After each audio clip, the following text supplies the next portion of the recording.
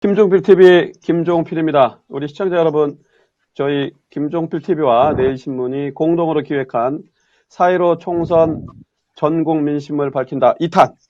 자, 또 두 번째 편 시작하도록 하겠습니다. 여러분들께서는 지금 코로나19 사태에 대응하는 우리 인류의 그 4차 산업혁명의 무기인 화상 회의를 통하여 지금 정보를 서비스하고 있습니다. 리모트 미팅 채널인데요. 다원 생중계는 아니지만 다원 방송으로 1명, 2명, 3명, 4명, 5, 6, 7명이 지금 같이 진행을 하고 있습니다. 자, 생동감을 느끼시길 바라면서 두 번째 편은 저희가 권역별로 4월 15일 21대 총선 전망, 또 변수, 또 격전지에 대한 소개를 하고 있습니다. 이번 편에서는 호남권과 영남권을 진행하도록 하겠습니다. 호남권은 지금 전주에 있으면서 지역을 샅샅이 살피는 이명환 기자가 발제를 해주도록 하겠습니다. 자, 이명환 기자. 네, 이명환입니다. 호남권은 뭐 잘 아시다시피 지금 진영의 대표격으로 지금 올라와 있는 민주당의 텃밭이라고 불리는 곳이죠. 그래서 전체 의석은 28석인데 지난번 20대 총선에서는 민주당이 겨우 3석 얻었습니다. 그리고 네. 23석을 그 제3정당, 그러니까 호남 정치 부활을 주장했었던 국민의당이 23석을 차지했었고, 그다음에 지역구에서 오랫동안 지역구를 달고 왔었던 당시에는 자유한국당입니다. 지금은 미래통합당으로 통합이 그 정당이 2개의 의석을 가져가는 이렇게 이제 진행이 됐었던 상황인데, 지금 이제 호남 지역에서의 큰 흐름이랄까, 이거는 아무래도 정권 후반부에 들어가는 문재인 정부에 대한 입장, 이거에 의해서 크게 좀 갈린다 이렇게 보이는데, 현재 나타나는 흐름으로는 후반부 정권이 제대로 활동할 수 있도록 힘을 실어주자라는 쪽, 이른바 이제 정권 지원론, 여기에 많이 힘이 쏠리는 양상입니다.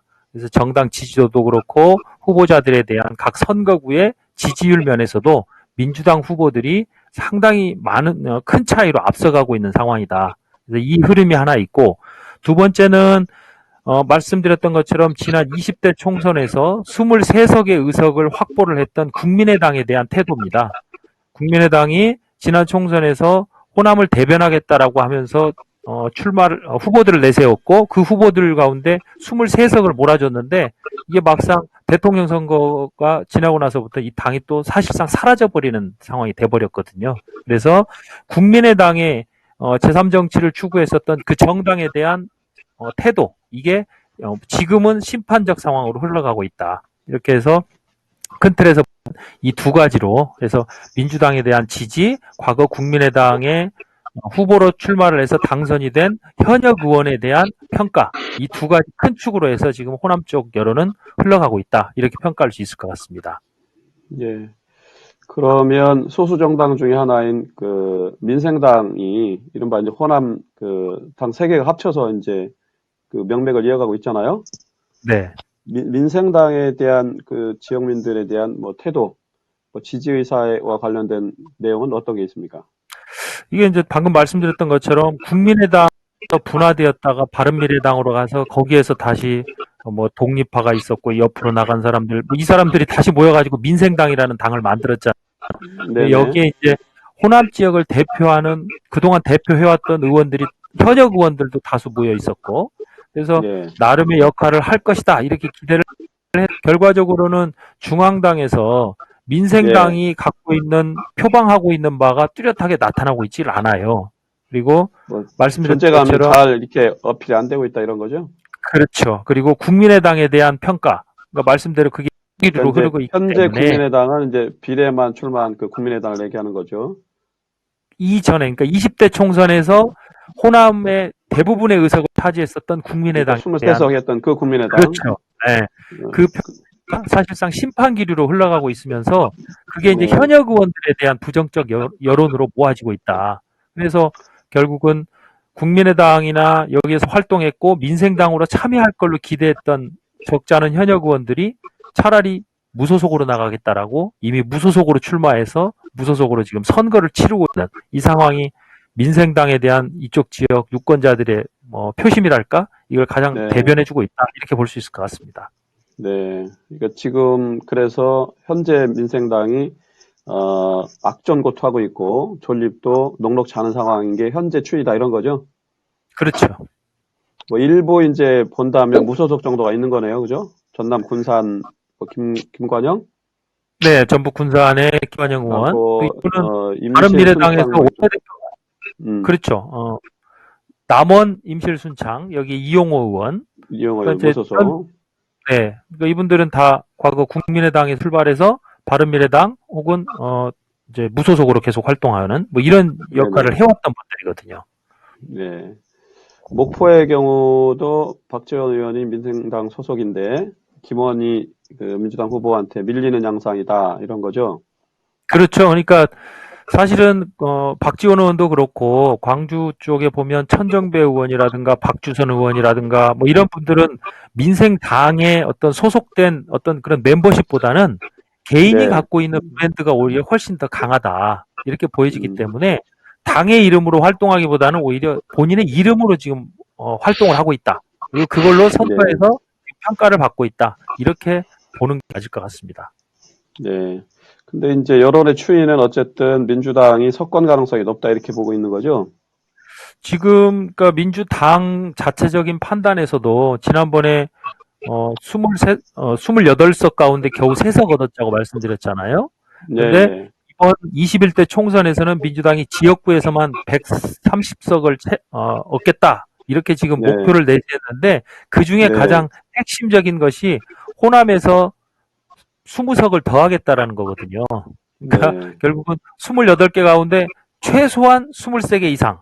뭐 크게 보면은 아마 전석을 다 수도 있겠다 이런 얘기까지들 하고 있으니까 네. 그만큼 민주당에 대한 어떤 뭐 지지 이 성향 자체가 강하게 나타나고 있다 이렇게 봐야 될 것 같습니다.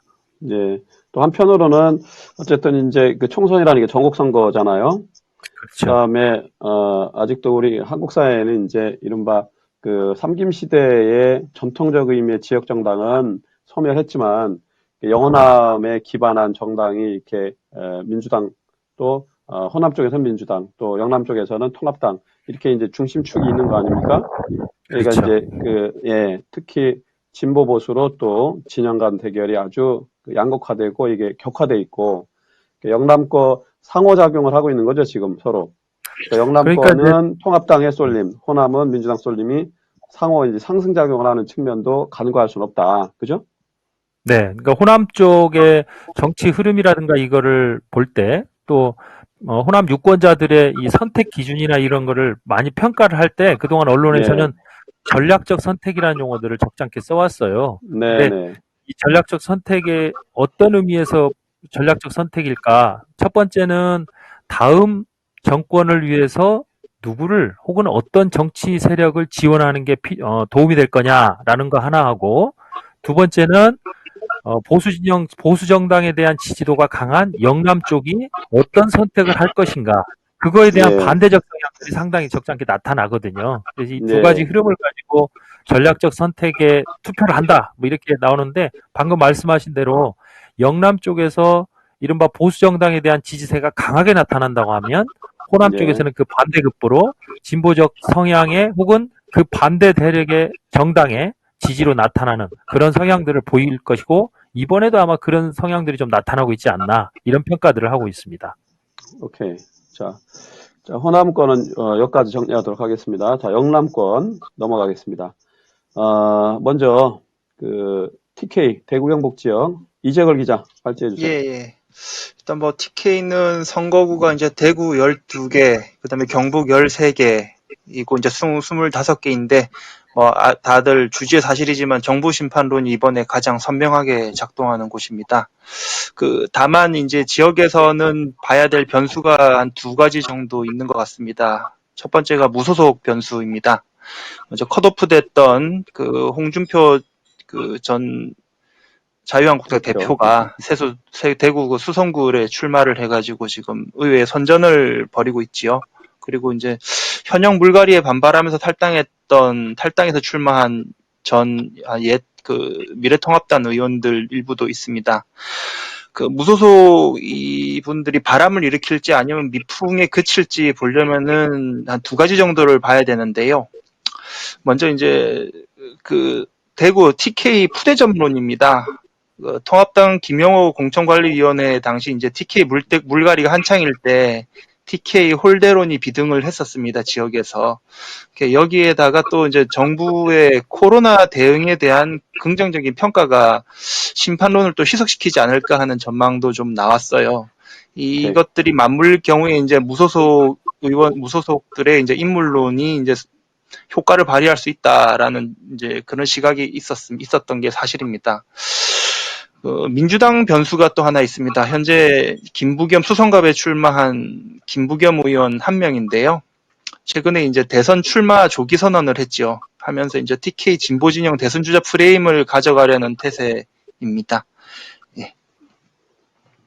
오케이. 대구 경북 지역을 우리 이재걸 기자가 정리해 줬는데요. 일단 먼저 발제를 듣도록 하겠습니다.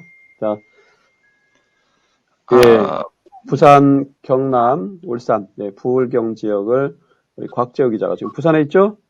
네, 부산에 있습니다. 예. 자, 먼저 정리 좀 해주시죠. 일단 부산, 경남 같은 경우는 그 역대 선거에서 TK, 대구 경북과 함께 보수 근거지로 불리는 곳입니다. 전체 의석은 지난 총선 40석 중 민주당이 8석을 얻고 무소속으로 나온 민중당에서 2석, 그 다음에 정의당, 돌아가신 노회찬 의원이 있던 1석, 총 11석이 진보진영 의석으로 분류되는데요. 현재는 현역 의원 전 지역구가 100중세 혹은 약한 10세 지역으로 분류하고 있습니다. 통합당이 30석 이상 예상하는 이유가 되는 이유죠.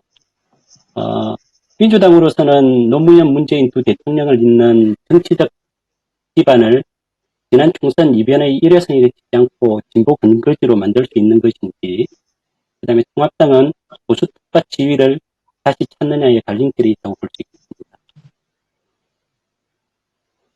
다 했나요? 대략의 판서는 일단 계속 말씀드릴까요, 그러면? 예, 예. 현재, 여기는 이제, 낙동강 벨트를 중심으로 좀 강세 지역이고요. 나머지 이제 부산 중원 지역은 조금 약세로 이렇게 분류가 되고 있습니다. 민주당 입장에서 전체적으로는 울산과 경남은 좀 지키는 전략, 경남이 3곳, 울산이 1곳이 있는데 요 4곳은 지키는 전략, 나머지 모든 역량은 부산에다 집중을 하고 있는 상황입니다. 부산이 현재 있는 6석 중 현재 만만한 곳은 한 곳도 없고요. 다 백중세로 분류됩니다. 특히 관심 있는 지역은 김영춘 의원이 최병수 전 부산시장과 맞은 부산진갑, 그 다음에 박재호 의원과 이현주 의원, 두 현역 맞대결이 벌어지는 남구월, 요 정도가 가장 격전지로 볼 수 있겠습니다. 그 다음에 경남 지역은 김태호 전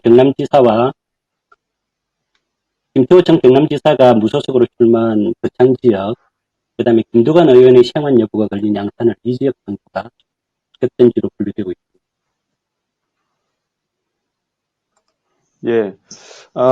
영남 지역 전반적으로 한번 스크린을 해봤습니다.